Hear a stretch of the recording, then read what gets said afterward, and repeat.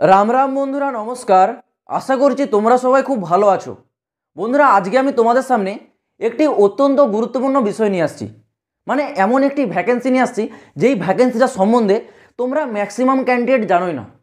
তোমরা সেই সব ভ্যাকেন্সিগুলো জানো যেগুলো নিয়ে বেশি সোশ্যাল মিডিয়াতে চর্চা করা হয়, যেমন SSC MTS, SSC CGL, CHSL, এছাড়াও আরও অন্যান্য বিভিন্ন রকম ভ্যাকেন্সি সম্বন্ধে তোমরা জানো।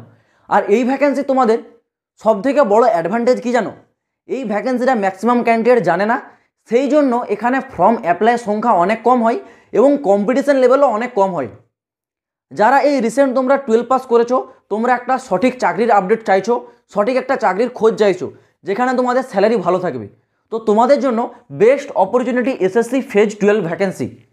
এখানে প্রতি বছর মিনিমাম 7 থেকে 8,000 ক্যান্ডিডেটকে নিয়োগ করা হয়, যেখানে যোগ্যতা 10 পাস এবং তোমাদের যে স্যালারি যদি তোমরা যুক্ত হয়ে যাও না এই ভ্যাকেন্সিতে, মিনিমাম 25 থেকে 30,000 টাকা তোমরা বেতন পাবে। এবং আরেকটা অ্যাডভান্টেজ সবথেকে বড়, এখানে তোমাদের যে সিলেকশন প্রসেস সেটা একদমই সোজা প্রসেস হয়। অন্যান্য এক্সামের মতো হার্ড এক্সাম হয় না, একটি মাত্র পরীক্ষা হবে, সেই একটি পরীক্ষার মাধ্যমে তোমরা যদি ভালো নাম্বার করতে আনতে পারো তাহলেই তোমরা এখানে সিলেকশনটা পেয়ে যাবে। তো দেখো, এই ভ্যাকেন্সিটা তোমাদের অলরেডি অ্যাপ্লাই ডেটও জারি হয়ে গেছে। তোমাদেরকে এর আমি পুরো ডিটেলসটা বলছি, একটু তোমরা ভিডিওটা দেখো, তাহলে আশা করছি পুরো বিষয়টা তোমরা ক্লিয়ারভাবে বুঝতে পেরে যাবে। এই ভ্যাকেন্সিটার নাম হচ্ছে এসএসসি ফেজ 12 ভ্যাকেন্সি, যেটা 2024 সালে জারি হচ্ছে।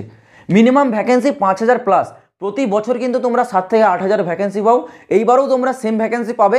আমি মিনিমাম 5 উল্লেখ করে রেখেছি, মিনিমাম 5,000, এর কম তোমাদের কম ভ্যাকেন্সি থাকবে না, এর উপরেই তোমরা ডেফিনেটলি ভ্যাকেন্সিটা পাবে, ঠিক আছে। এখানে তোমাদের যে কোয়ালিফিকেশন সেটা 10 পাস, 12 পাস এবং গ্র্যাজুয়েশন পাস। মানে তোমরা যদি 10 পাস হও তাহলে তোমরা 10 লেভেলের ভ্যাকেন্সি পাবে, 12 পাসের জন্য 12 লেভেলের ভ্যাকেন্সি, ম্যাক্সিমাম ভ্যাকেন্সিটা 12 লেভেলের ক্ষেত্রেই থাকে, ঠিক আছে। আর তোমরা যারা গ্র্যাজুয়েশন পাস করে নিয়েছো তোমাদের জন্য এখানে কিন্তু বড় পোস্টের ভ্যাকেন্সি আছে। এবার এখানে তোমাদের বয়স সীমা, অর্থাৎ তোমাদের যে এজ সেটা মিনিমাম 18, ম্যাক্সিমাম 30, এটা জেনারেলদের ক্ষেত্রে। যারা এসটি এসসি তোমরা 5 বছরের ছাড়, ওবিসি ক্যান্ডিডেটরা তোমরা এখানে 3 বছরের ছাড় পেয়ে যাচ্ছ। এবার সবথেকে যে ইম্পর্টেন্ট বিষয়, তোমরা যখন ফর্ম অ্যাপ্লাই করবে তোমরা যে বিষয়টা বারবার জানতে চাও, অ্যাপ্লিকেশন ফিস। অ্যাপ্লিকেশন ফিসটা একবার দেখে নাও।